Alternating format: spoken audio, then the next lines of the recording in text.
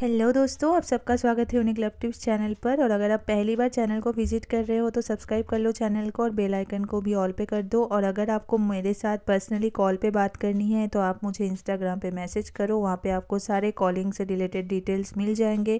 और ये एक पेड कॉल होगा और कॉलिंग के चार्जेस भी मैं वहाँ पर बता दूँगी।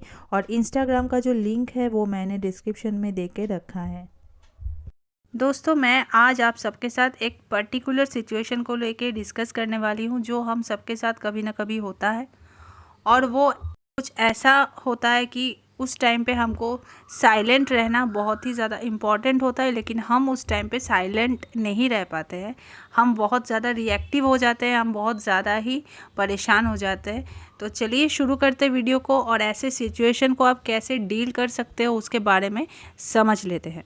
सबसे पहली चीज़ जो मैं यहाँ पे कहना चाहती हूँ, आप चाहे किसी के साथ रिलेशनशिप में हैं या फिर किसी के साथ फ्रेंडशिप में हैं, हम सबके अंदर ऐसा एक चूल मची हुई रहती है। जब भी हम नए नए रिलेशनशिप में आते हैं या फिर हमारी कभी भी किसी नया दोस्त बनता है, किसी के साथ हम नए नए दोस्ती में आते हैं, तो हम क्या करते हैं ना, कंटिन्यूअसली कॉल पे कॉल किए जाते हैं, मैसेजेस पे मैसेजेस किए जाते हैं।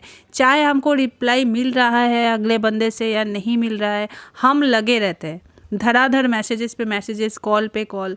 तो ऐसे करके हम क्या करते हैं ना, अपना जो वैल्यू है, अपना जो एक सेल्फ रेस्पेक्ट है, उसको भी खो देते हैं। उसके बाद वो जो इंसान है जिसके सामने हम अपना इज्जत खो देते हैं या फिर वैल्यू खो देते हैं, वो भी हमको छोड़ देता है, हमको ग्रांटेड लेना शुरू करके। ठीक है, तो ये है सिचुएशन। तो ऐसे सिचुएशन में हमको कैसे रिएक्ट करना चाहिए, आपको ये फील हो रहा होगा। तो कैसे हम रिएक्ट करें उस टाइम पे? उस टाइम पे आपको साइलेंट होने की ज़रूरत है, क्योंकि हम जब बहुत ही ज़्यादा किसी चीज़ को लेके सीरियस हो जाते हैं, बहुत ही ज़्यादा उसको लेके सोचने लगते हैं, उसको लेके बहुत ज़्यादा हम एक्टिव हो जाते हैं ना, तो हमको बेसिक चीज़ें समझ नहीं आती है। तो कॉल्स पे कॉल्स हम किए जाते हैं, मैसेजेस पे मैसेजेस, चाहे हमको रिस्पांस मिल रहा है ना मिल रहा है, हमको उससे कोई फ़र्क नहीं पड़ता, हम बस लगे हैं। तो ऐसा मत करो। कभी कभी रुकना भी बहुत ज़रूरी होता है, ठहरना भी बहुत ज़रूरी होता है, ये समझने के लिए कि जिसके लिए हम इतना एक्टिव है उसके तरफ से हमको रिस्पॉन्स में क्या आ रहा है। अगर उसके तरफ से कुछ भी नहीं आ रहा है तो वहाँ पे रुक जाना ही अच्छा है।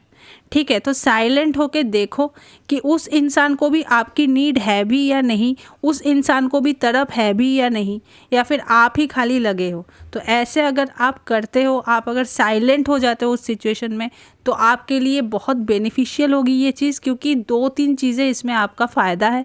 फर्स्ट, आपका जो सेल्फ रेस्पेक्ट है वो बच जाएगा। दूसरी चीज़, आपकी वैल्यू जो है वो बिल्ड हो जाएगी, पार्टनर के सामने हो या दोस्त के सामने हो। ठीक है, और थर्ड जो पॉइंट है वो है, आप अच्छे से समझ जाओगे कि आपकी कितनी वैल्यू है या फिर आप कितने नंबर पे आते हो उस इंसान के प्रायोरिटी लिस्ट में। तो ये सिचुएशन आप ज़रूर करना। ये सबके साथ होता है, मेरे साथ भी होता है, आपके साथ भी होता है, लेकिन उस टाइम पे साइलेंट रहना बहुत इम्पॉर्टेंट है।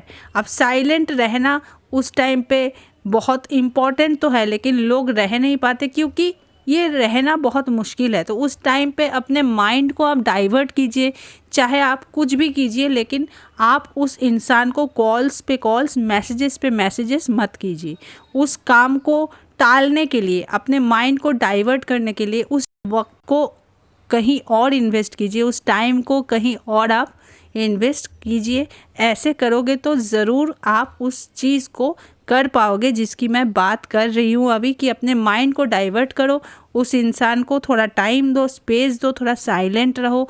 साइलेंट रहने से आपको क्या फ़ायदा होगा मैंने ऑलरेडी बता दिया है, लेकिन उसके बाद भी और एक फ़ायदा होगा। उस इंसान को ना जो मैसेजेस जाता है ना कि ये जो इंसान है ये इतना इम्पॉर्टेंट नहीं है मेरे लिए, तो ये चीज़ उसके दिमाग में जो घुसा है ना वो निकल जाएगा। उसको लगेगा कि नहीं यार, इसको मैं फ़ालतू समझने लगा था या समझने लगी थी, लेकिन ये फ़ालतू नहीं है, इसका भी एक वैल्यू है। आई होप दोस्तों आज का वीडियो आपको पसंद आया होगा। और वीडियो अगर पसंद आए तो प्लीज़ यार वीडियो को एक लाइक ज़रूर करना और चैनल को भी सब्सक्राइब करना अगर चैनल पे नए हो तो, और जितना हो सके वीडियो को शेयर कर देना। Thank you.